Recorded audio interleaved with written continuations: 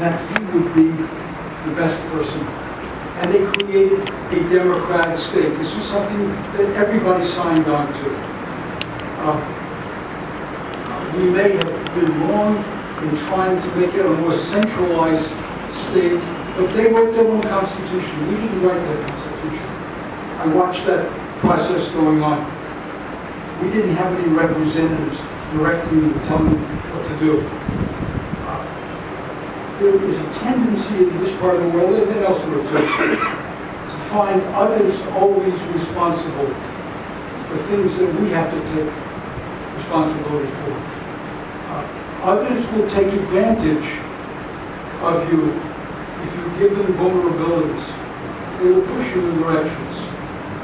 But U.S. interest in this region is above all to try to maintain, as I see it, and I don't speak, I'm not speaking in any fashion to the U.S. government. If you couldn't tell the difference until now, I'm telling you. Speaking as someone who's independent scholar, maybe too independent for some purposes, but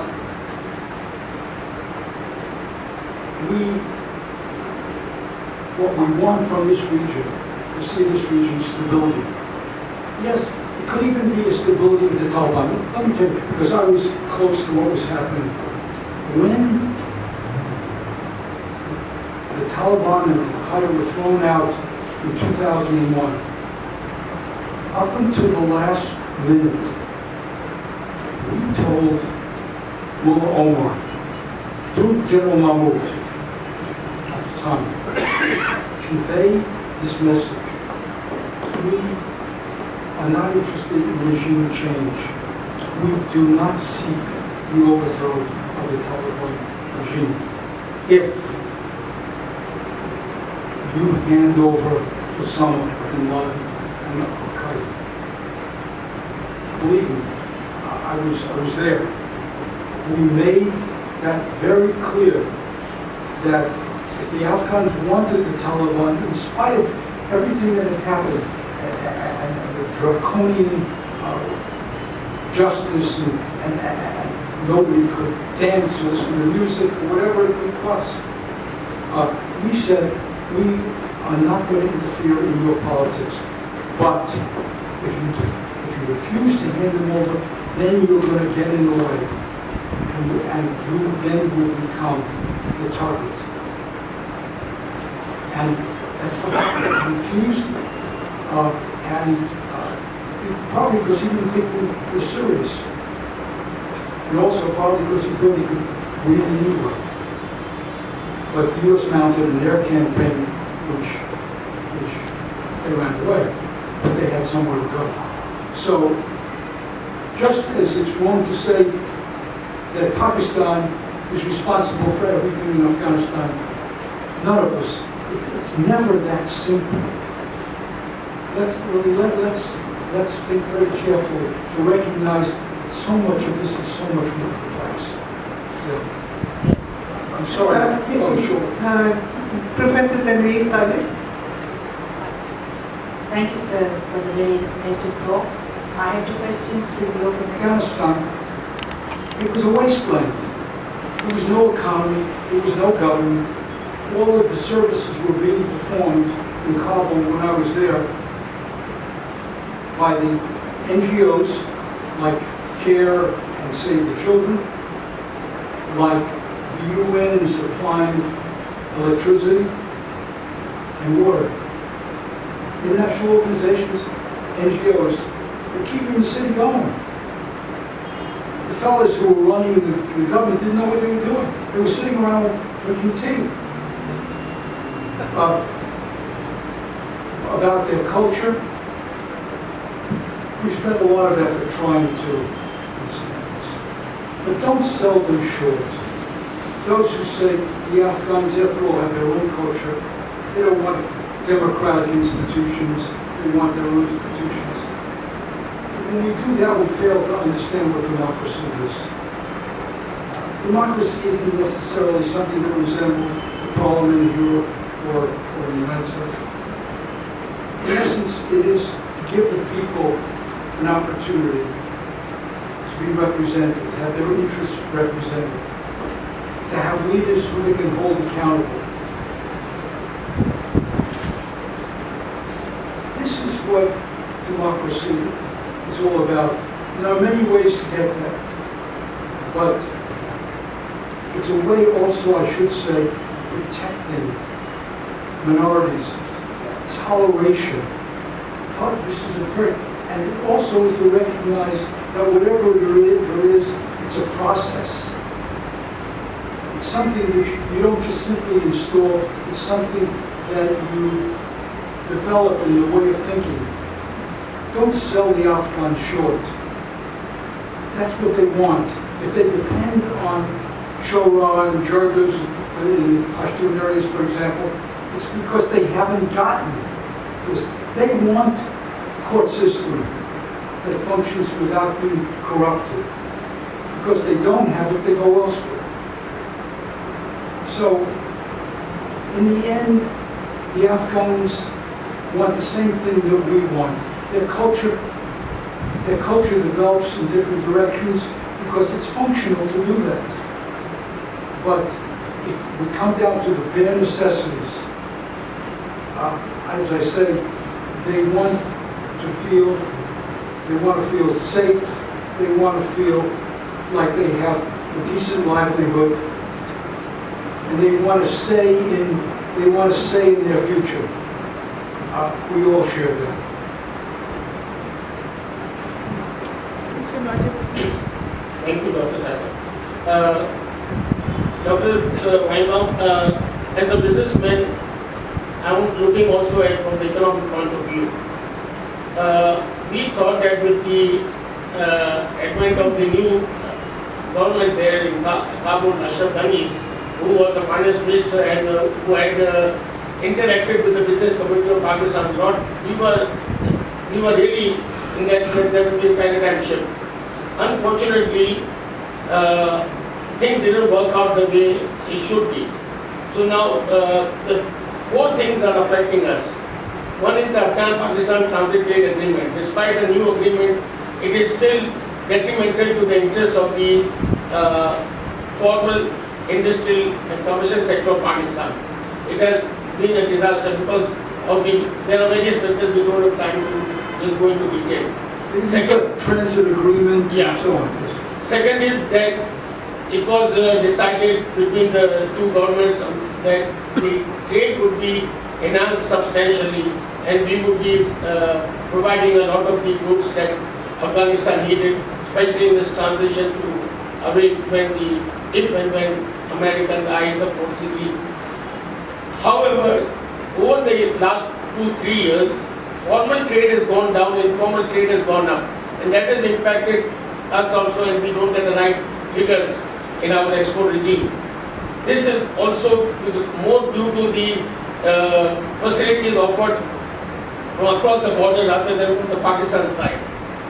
And the third point that is very important is the TAPI pipeline, the Turkmenistan, Afghanistan, Pakistan, India, which we believe is more of a political initiative to keep us out of the Iran-Pakistan pipeline.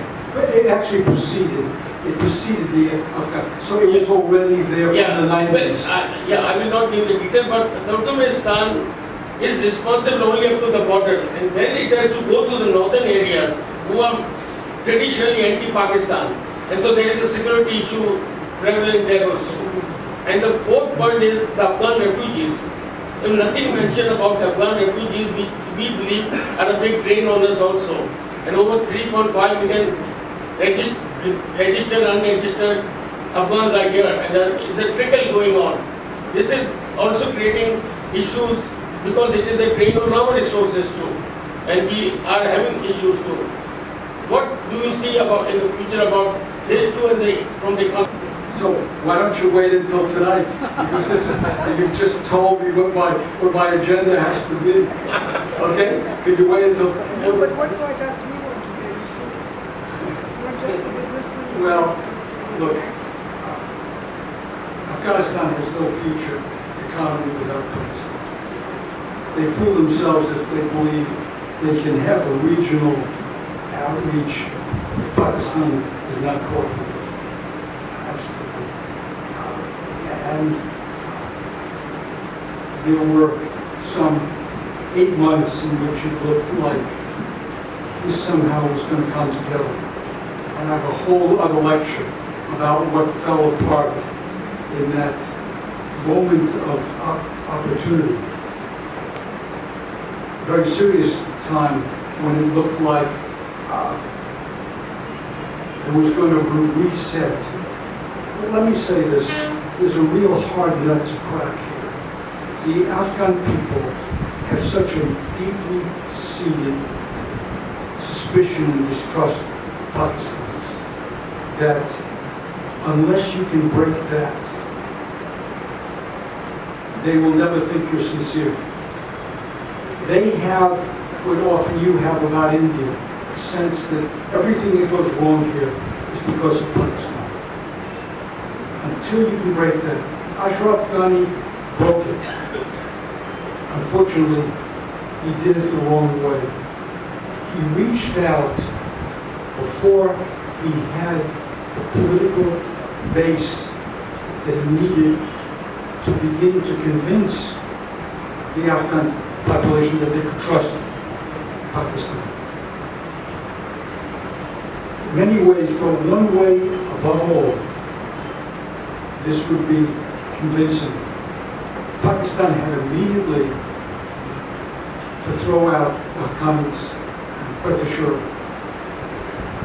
as proof that Pakistan could not do that without giving up on its insurance policy that it had with these groups.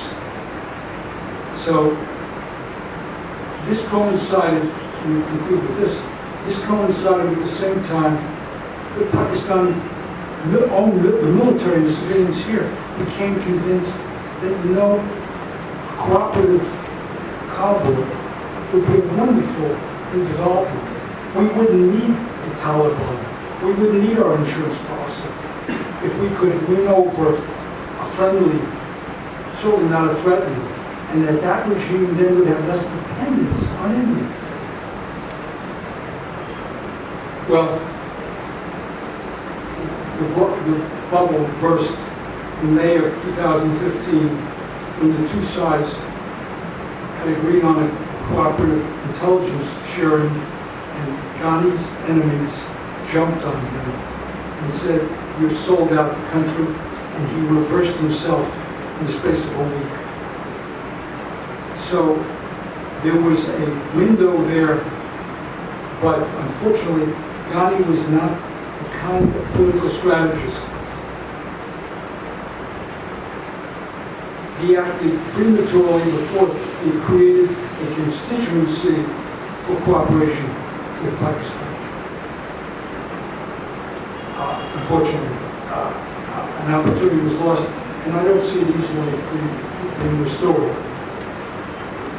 Professor, your people are eager that you should leave, but there are two questioners whom I cannot say no to. So very briefly, Admiral Qadir and Mr. Hashim Poonawala. Thank you very much for giving me the chance. Professor, thank you very much for a wonderful evening with your talk and the discussion which has taken place. And we have had Pakistan and the United States have had a long association with lots of ups and lots of downs.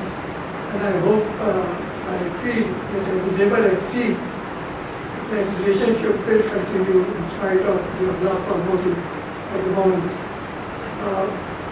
There are 2 points. Do today what we did in the 1990s, and that is simply wash our hands. We washed our hands of this region because we were here only because of the Cold War. In the 1970s and 60s, we made no commitment to it. The Cold War, and particularly the Soviet entry into Afghanistan in 1979, changed it all. So it was about the Cold War. When the Soviets left, the beginning of 1989. The United States suddenly discovered that Pakistan had a nuclear program, and that became the rationale for saying, look, that was the end of it, and no aid went to Afghanistan.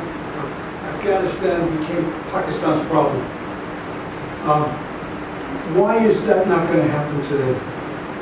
Because this is not 1990. In 1990, two things did not exist that exist today.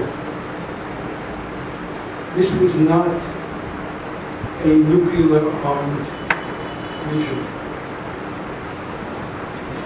We were not concerned with such issues as proliferation or in the dangers of a nuclear exchange with India. Both of them have very definite implications. We have a stake in what happens here. We are, believe me, extraordinarily focused on this question of proliferation, as is much of the world. The AQ Khan affair heightened this very strongly, because Pakistan is the only country which clearly was engaging in this. Even if that's over, even if we have a certain confidence in the command and control structure of your nuclear forces, nevertheless, the danger of conflict in this region, the danger that South Asia could become the basket case of the globe. God forbid if there was an exchange of nuclear weapons, even tactical weapons. Punjab, on both sides, would come to resemble Chernobyl. Who would step forward to feed 2.4 billion people who have no medical services and would be without any support? It's just not discussed here. There was no discussion of this, of what is at stake here. Well, the international community would be picking up the pieces. The other thing that didn't exist in 1990 that does today is we never heard of global terrorism. We began to see this into Afghanistan because there was an attack on 2 American embassies in Africa. It was traced to Osama bin Laden. Osama bin Laden had come to Afghanistan in 1996. Around 1998, 99, 98 is when the attack took place. The United States used cruise missiles to try to kill him. That reignited the interest in Afghanistan because it was harboring Osama bin Laden. He went to the UN, got sanctions against the Taliban, but always, very clearly, because as I say, that I was directly involved in, always with the idea that we would lift those sanctions. We didn't care about the Taliban rule. What we wanted in retribution here, and that was before 9/11. So how much stronger that feeling of retribution became after 9/11. That got us back into it. Today, the feeling is that if Afghanistan fails, the state failure, the space that will be created will be one that will restore Afghanistan and the border region with Pakistan as the epicenter of international terrorism. It has a wonderful terrain for this ungoverned area. This is tailor-made, especially when Al-Qaeda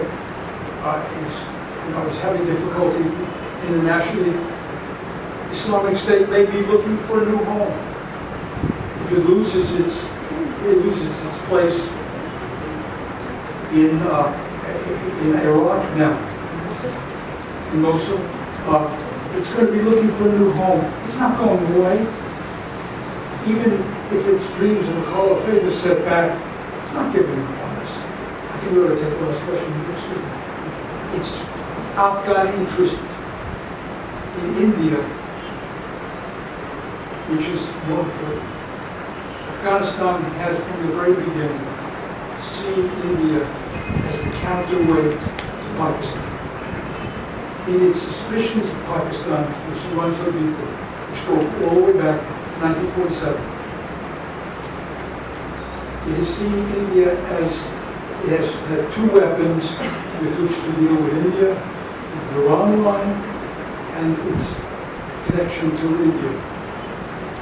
The Indians are willing to maintain and today have great soft power inside Afghanistan. I think the concept of encirclement is an outdated notion. Today your security is going to be gained, such as it is with your nuclear parity. That's your security. It's a hell of a security. It's a scary security, but that's what it is. That's what it hinges on. It doesn't hinge on strategic depth. It doesn't hinge on India. India, on the other hand, can make trouble for Pakistan, not as a way of encircling, but India will take advantage of your weaknesses, just as you take advantage of India's weaknesses. Kashmir is India's weakness. You take advantage of that. India is not going to be somehow with hands behind its back here. So, it's India. I'll end with this. Cooperation between Pakistan and Afghanistan is absolutely critical for both countries, for the future of both countries. If either country